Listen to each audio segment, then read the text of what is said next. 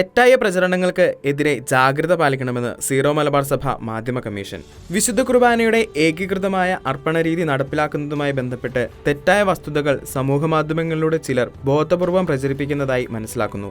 2021 August മാസത്തിൽ നടന്ന മെത്രാൻ സിനഡ് പരിശുദ്ധ പിതാവ് ഫ്രാൻസിസ് മാർപ്പാപ്പ തന്റെ ഉത്തരവാദിത്വ നിർവഹണത്തിന്റെ ഭാഗമായി നൽകിയ ആഹ്വാനത്തിന്റെയും പൗരസ്ത്യ സഭകൾക്കായുള്ള കാര്യാലയത്തിന്റെ നിർദ്ദേശങ്ങളെയും ഏകകണ്ഠമായി സ്വീകരിച്ചുകൊണ്ട് വിശുദ്ധ കുർബാനയർപ്പണത്തിന്റെ ഏകീകൃത രീതി നടപ്പിലാക്കാൻ തീരുമാനിച്ചു. വിശുദ്ധ കുർബാനയുടെ ആരംഭം മുതൽ വിശ്വാസ പ്രമാണം വരെയുള്ള ഭാഗം ജനാഭിമുഖമായും, വിശുദ്ധ കുർബാനയുടെ അർപ്പണ ഭാഗം അൾത്താരാഭിമുഖമായും, കുർബാന സ്വീകരണത്തിന് ശേഷമുള്ള ഭാഗം വീണ്ടും ജനാഭിമുഖമായും അർപ്പിക്കണമെന്നുള്ളതാണ് ഏകീകൃത അർപ്പണ രീതി. കാർമ്മികൻ വിശുദ്ധ കുർബാനയർപ്പണത്തിന്റെ ഏതൊക്കെ ഭാഗങ്ങളിൽ എവിടേക്ക് തിരിഞ്ഞു നിൽക്കണമെന്നത് മാത്രമാണ് നിർദ്ദേശിച്ചിരിക്കുന്ന മാറ്റം എന്നത് ഇതിനകം വിശ്വാസികൾക്ക് വ്യക്തമായ കാര്യമാണല്ലോ.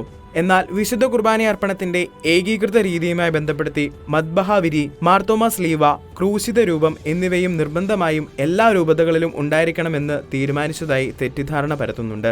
ഓരോ രൂപതയിലും രൂപതാധീശന്റെ തീരുമാനപ്രകാരം ഇപ്പോൾ നിലവിലിരിക്കുന്ന രീതി ഇക്കാര്യത്തിൽ തുടരുന്നതാണ്. കുർബാനയർപ്പണത്തിന്റെ പുതിയ രീതി നടപ്പിലാക്കുന്നതോടെ ദേവാലയങ്ങളുടെ ഘടനയിൽ മാറ്റം വരുത്തി സക്രാരി മാറ്റി സ്ഥാപിക്കണമെന്ന് തീരുമാനിച്ചതായുള്ള പ്രചരണം വാസ്തവ വിരുദ്ധമാണ്. നമ്മുടെ ദേവാലയങ്ങളിൽ സക്രാരിയുടെ നിലവിലുള്ള സ്ഥാനം അതേപടി തുടരും. നമ്മുടെ സഭയിൽ നിലവിലുള്ള പരിശുദ്ധ കുർബാനയുടെ ആരാധന, കുരിശിന്റെ വഴി, ജപമാല, നൊവേനകൾ, വലിയ ആഴ്ചയിലെ കർമ്മങ്ങൾ, വിശുദ്ധരുടെ രൂപങ്ങളുടെ ഉപയോഗം എന്നിവ നിർത്തലാക്കണമെന്നുള്ള പ്രചാരണങ്ങളും നടത്തുന്നുണ്ട്. അവയെല്ലാം സീറോ മലബാർ സഭയിൽ ഇപ്പോൾ ഉള്ളതുപോലെ തന്നെ തുടരുന്നതാണ്. ഏകീകൃത വിശുദ്ധ കുർബാനയർപ്പണ രീതി നടപ്പിലാക്കുന്നതിൽ നിന്നും വൈദികരെയും വിശ്വാസികളെയും പിന്തിരിപ്പിക്കാൻ ചിലർ നടത്തുന്ന ബോധപൂർവമായ നീക്കമാണിതെന്ന് വ്യക്തമാണല്ലോ. സഭയുടെ ഐക്യത്തിനും കൂട്ടായ്മയ്ക്കും വിഘാതമാകുന്ന ഇത്തരം പ്രചരണങ്ങൾ നടത്തുന്നതിൽ നിന്ന് എല്ലാവരും പിന്തിരിയുകയും ഇക്കാര്യങ്ങളിൽ വിശ്വാസികൾ അതീവ ജാഗ്രത പുലർത്തുകയും ചെയ്യണം.